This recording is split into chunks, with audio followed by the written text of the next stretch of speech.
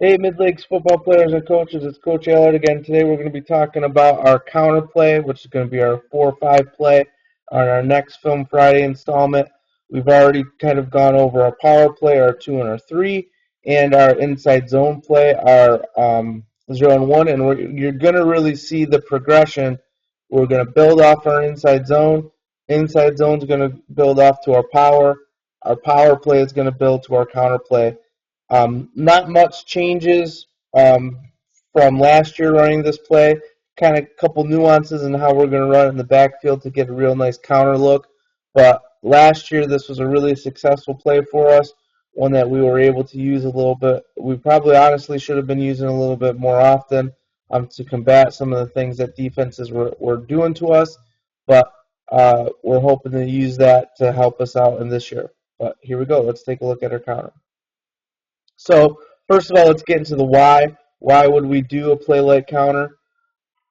All right, again, not to kind of, this is going to be one of our real kind of focus points. This is a downhill run. This is a one cut and get upfield.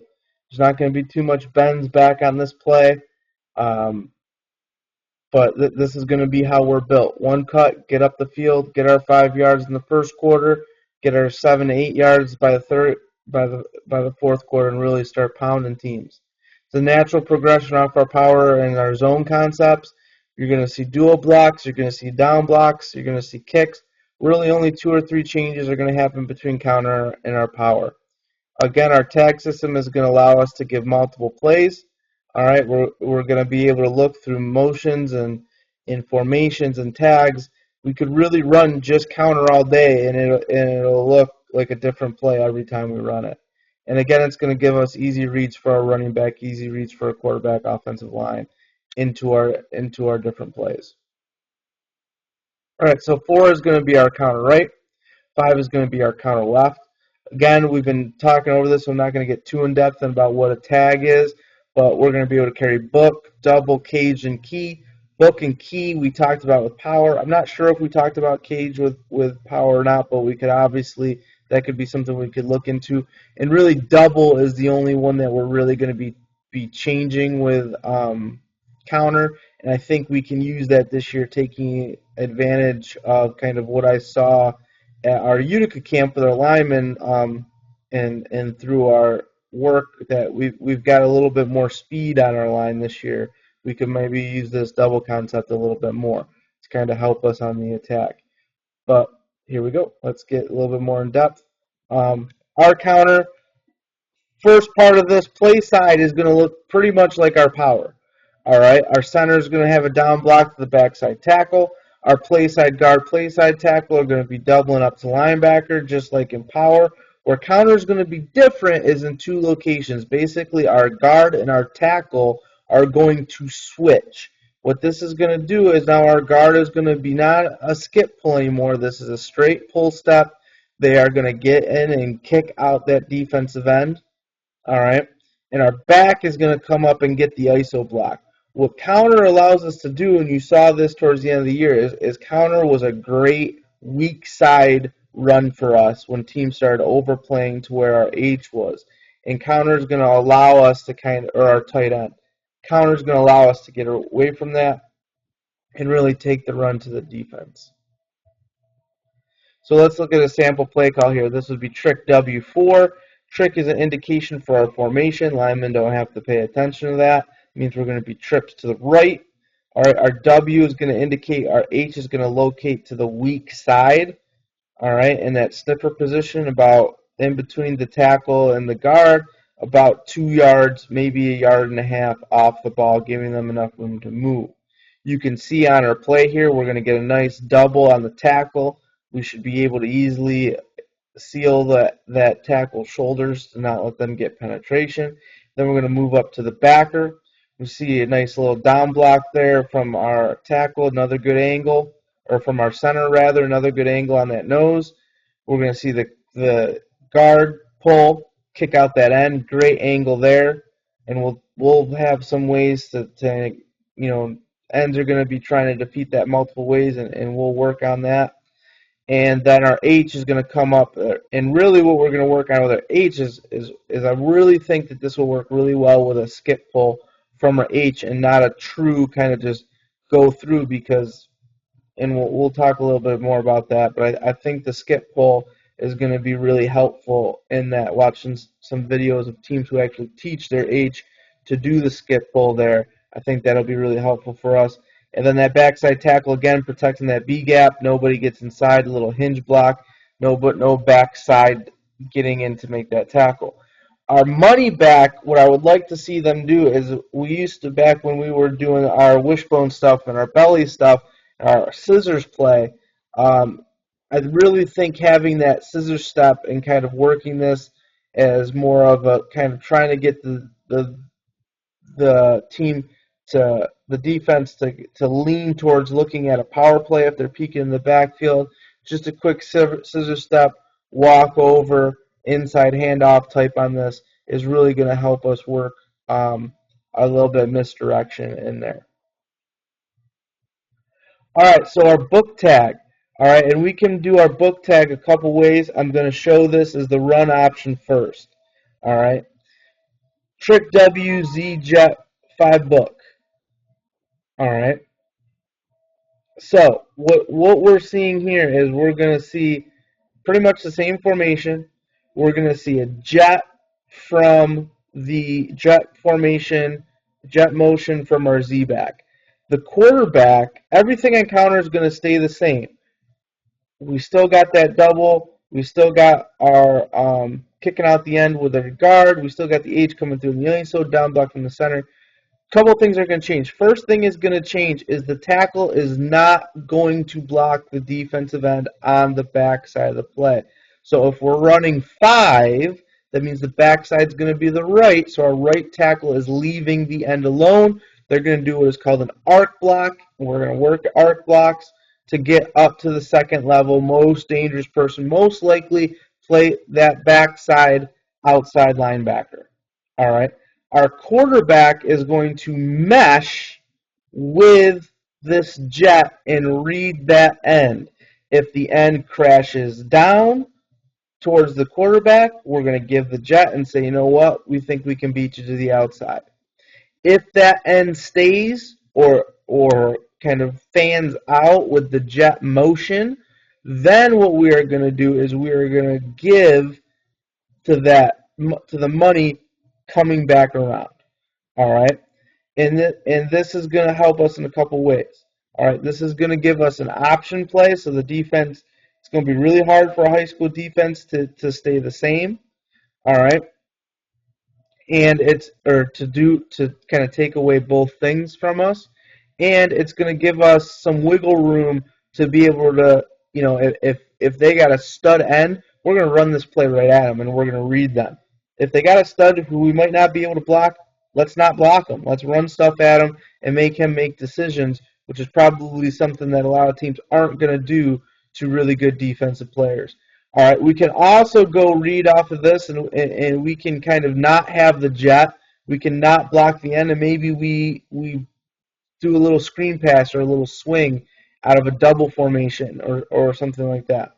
There's a lot of different options here, but right now this is a run option for us, trying to take advantage of our money backs probably and our Z back are probably two of our better athletes, so trying to get the ball into one of their hands based on what the defense gives us is a really good option for us. All right, now we're going to go with our double tag. Our double tag, I think, is a really good option for us this year. I think through our agility stations, through our work in the off season, we've gotten a little bit more athletic throughout the years. We've got some guys coming up from Modified who have been in the program for a couple years. We've got some guys who are going to be juniors and seniors who have been really working the tails off and really getting things involved here. All right, so this play is going to be trick S. Or actually, this would be a W. Sorry, but that's no big of a deal. We haven't really taught that yet. This is going to be trick W near to double. A little bit wordy, I know. Trust me, we're going to have wristbands. It's going to be okay. I know, like our quarterbacks are thinking, I got to be able to say, and the kids running, and I got to be able to say all that. That's not going to be an issue. But what this is going to indicate is this would be a W again. Our H is going to go away from the trick. If we go near and far, that's for the money. All right. If it's near, that means we're not going to be in the pistol. We're going to be shaded a little bit off. This is going to allow us to play games in the backfield. You know, we go out in a scrimmage and we run. Every time we run inside zone, we're in a near formation. Well, if a team knows that, and we know that the team's going to know that, well, we can play off of that. This is a trick that Oregon used to run with Chip Kelly all the time to kind of get some of those big busting plays, get teams going in one direction, and then think about going in a different direction. What the double tag is going to indicate is now the H and the backside tackle are going to switch roles. The H now is going to take on that responsibility of nobody getting to the backside. Well, the tackle is going to be doing our skip pull up to the linebacker. I think we've got some tackles this year can do it, and I'm not going to say that I won't sub kids in specifically to run this play. Put them in at left tackle, put them in at right tackle. Again, something we can play off of. If we got a really good team that scouts us and sees that we send a kid in and we run counter in every single game up until that point, and then we bust something off going in the direction way, or we run counter pass or whatever, that's going to be something that we can take advantage of. All right. So on our double, H and the tackles roles are going to reverse. And again, we could put more than, looking back at this, we could easily go trick S or trick W for this action, trick W near to double bubble or double bob or whatever we want to call it. And we could easily, again, looking to get our hands into our ball in the hands of our best athletes, we can read that, outside linebacker and run a bubble with a Z and say, quarterback, it's up to you. Get the ball in the hands of our best option, and we can go from there. Counter tag, cage tag. Again, looking at the athletes that we have on the offensive line this year, I think if we've got a team that's going to kind of spread out, or maybe if we run a counter back to the boundary and we've got a nose tackle that's really split out to the field and that just doesn't make sense for the center to get there, we can run what is called a cage call. So here we got trick W far for cage. What that's going to tell us is, again, we got trick we got a trick formation, twins to the right. We got our W tag there, so our H is off. All right. As a snipper position to the weak side. We've got a far, which is also going to give us the money back on that weak side. And again, we're going to run counter to the right. This time, instead of pulling the guard, we're going to use that guard. The guard's got to head up, maybe outside shade to head up nose tackle that we think that guard can handle. All right. We're going to say, man up, get him. All right. Let's pull our center, give the little linebackers a different read, give the end a different read, send our center out to kick out that block, send our H up in for the ISO hole. Again, have our money back work the counter steps in the backfield, and then go from there. All right, so this is going to allow us, again, to take advantage of, I think, some of the players that we have available. If we wanted to call, trick W far 4 cage bubble, we could do that as well. If we want to kind of really simplify these things, we can even give some one-word answers to some of our favorite ones. Really, the possibilities of this are endless, but we're really running the same play over and over and over again. All right, here comes kind of our RPO universe stuff with our key. Same thing as we ran with power. All right, here we got a spirit money push 5 key. This time we're going to be running our H back with that counter. All right, and the key is going to give a couple of things here. All right, first off, with our key block, that's going to tell that backside end, you are locked on our defensive end. All right, you're not B-gapping, we're not hinge stepping. Boom, we've got our guys there. All right. Line is going to run our 5 in this scenario. I know it says 4, but we're going to be running 5. Quarterback's going to have 2 reads. First reads are going to be those linebackers. If those linebackers push up, we're going to be looking to the pass. If the linebackers drop back, we're going to be looking to run. And in most cases, when we run this play, we're really probably going to be looking for the pass. Because if you look in the box, we've really got two people in the box that we really can't account for. So the first time we run this play, if we run it and we get 2 yards, we're going to keep running it, but we're going to tell our quarterback, look, this is what we saw. If that outside linebacker to the play side is crashing up, we can tag that L on pretty much any route we want. We've got it as a slant here. We can make it a hitch. We can make it a fade. We can make it an out. We can make it a comeback. We can make it a deeper post, whatever we want it to do. And we can say, hey, Q, look, we're going to run this play again. I want you to read it, but really be focused on this outside linebacker. If they crash in again, boom, put this ball right behind his ear, hit our L, touchdown. All right. If we hit that play, look to our key side. All right. You've read pass. Now look at the linebackers. Our Z back, you're going to find a hole just like you would any player would on key. Find that hole between that outside linebacker and the middle linebacker. You want to cross the outside linebacker's face, but you do not want to get into the pocket of the middle linebacker. You want to keep spread. You want to think, this is a zone concept in basketball. I'm flashing and I'm trying to find a hole to get me the ball. And we'll take that 6, 7, 8 yard gain all night long.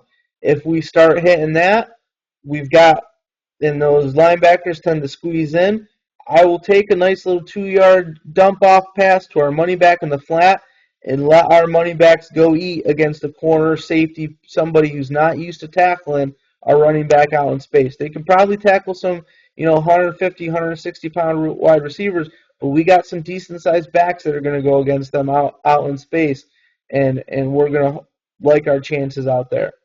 All right, I know there was a couple mistakes with our PowerPoint here, but that's not really kind of going to change any issues overall with what we're doing.